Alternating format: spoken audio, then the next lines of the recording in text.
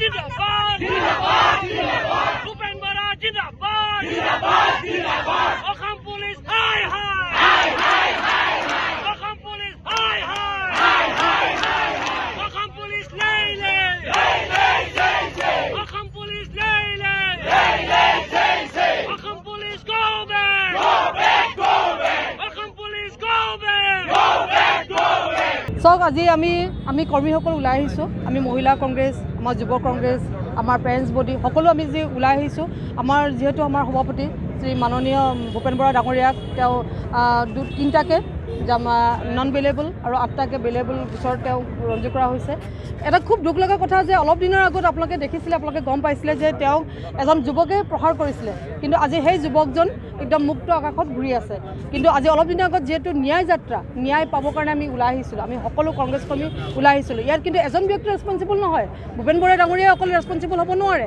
যিহেতু সেইদিনা ৰাইজৰ ঠেলাত ৰাইজৰ হেঁচাত আমি এটা ৰুটটো চেঞ্জ কৰিবলগীয়া হৈছে। হয় সেইটো আমাৰ ভুল হৈছিলে, কিন্তু সেইটো কাৰণে ইমানখিনি গোচৰ দিয়াটো কিন্তু ক'ত ন্যায় থাকিলে সেইটোৱে গতিকে আমি সকলো ওলাই আহিছোঁ।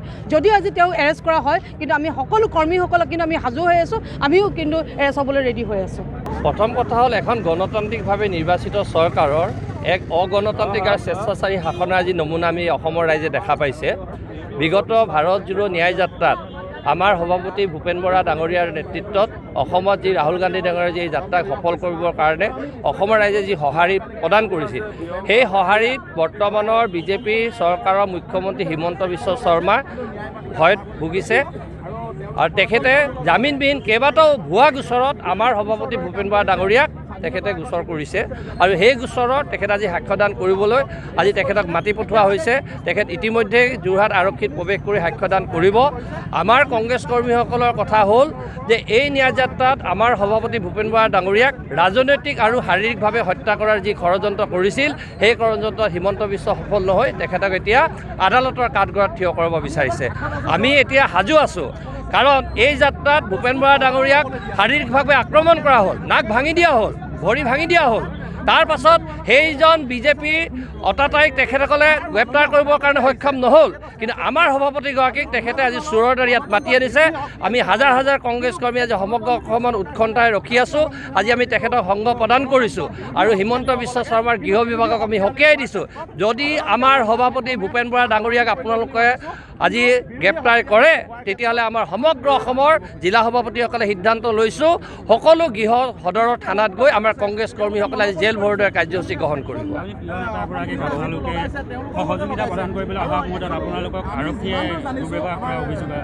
আৰক্ষী কাম কৰিছে, আমি ইয়াত কোনো শ্লোগান দিয়া নাই, কোনো প্ৰতিবাদী কাৰ্যসূচী ৰখা নাই, কিন্তু তেওঁলোকে আমাক বাৰে বাৰে প্ৰভোগ কৰি আছে যাতে অবাঞ্ছিত পৰিৱেশ হওক। কিন্তু আমি আমাৰ কৰ্মীসকলক কৈছোঁ সকলোৱে মানসিকভাৱে উদ্গ্ৰীৱ হৈ আছে, আপোনালোকে অকণমান ক্ষান্ত ৰাখক, ধৈৰ্য ৰাখক, কাৰণ আমাৰ নেতাগৰাকী আৰক্ষী কি কৰে আমাৰ উকিলো আছে, তেওঁলোকে আমি জনাব আৰু তেওঁলোকৰ সিদ্ধান্তৰ ওপৰত দলীয় শীৰ্ষ নেতৃত্বই যি সিদ্ধান্ত গ্ৰহণ কৰিব তাৰপিছতে আমাৰ পৰৱৰ্তী কাৰ্যসূচী আমি গ্ৰহণ কৰিম। আমাৰ মাননীয় সভাপতি ভূপেন কুমাৰ বৰা ডাঙৰীয়াক আজি যোৰহাটলৈ মাতিলে, তেওঁ ইতিমধ্যে থানাত আছে, কিন্তু আমাৰ এটা বিশ্বাস আছে, বিশ্বাসটোৱে হৈ গ'ল ভাৰতীয় সংবিধানক আমি শ্ৰদ্ধা কৰোঁ। ভাৰতীয় সংবিধানৰ যিটো কাৰ্যপালিকা, বিধানপালিকা আৰু ন্যায়পালিকা এটা স্বতন্ত্ৰ সংস্থা হয়। আজি ন্যায়পালিকাই ভূপেন বৰাৰ সপক্ষে থাকিব বুলি আমি আশা প্ৰকাশ কৰিছোঁ, কাৰণ ন্যায়ে একপক্ষীয় কেতিয়াও নহয়। কিন্তু আমি অসম পুলিচক দেখা পাইছোঁ, অসম পুলিচে আমাক ইয়াত থিয় হ'বলৈ দিয়া নাই। আজি আমি এটা ইলেক্ট্ৰিকেল পষ্টৰ তলত আছোঁ, কৈছে যে ইয়াত নাথাকিব বোলে আপোনালোকে। আমি দেখা পাইছোঁ ব্ৰিটিছ পুলিচ আৰু অসম পুলিচৰ বৰ্তমান পাৰ্থক্য নাইকিয়া হৈছে। বিজেপি নেতৃত্বাধীন চৰকাৰখনৰ অসম পুলিচ বৰ্তমান ব্ৰিটিছ পুলিচৰ দৰে হৈছে। আৰু মই অনুভৱ কৰিছোঁ যে প্ৰতিটো SP অফিচত পদুম ফুলৰ যিটো চিহ্ন সেইটো লগাই দিলে ভাল হ'ব নেকি, কাৰণ আমাক এই ইলেক্ট্ৰিকেল পষ্টটোৰ তলতো থিয় হ'বলৈ দিয়া নাই তাৰমানে। কিন্তু আমি ভাৰতীয় সংবিধানক শ্ৰদ্ধা কৰোঁ আৰু ভাৰতীয় সংবিধানৰ ন্যায়পালিকাই ভূপেন বৰাৰ সপক্ষে মাত মাতিব বুলি ভাবিছোঁ। আপোনালোকে চাওক, ভূপেন বৰা ডাঙৰীয়াক বিজেপি কৰ্মীয়ে ধৰ্মৰ নামত ঘোচা মাৰি পেলাই তেজ উলিয়াই দিছে। আজি কেনেকুৱা ধৰণৰ শাসন চলাইছে, হিটলাৰী শাসন চলিছে।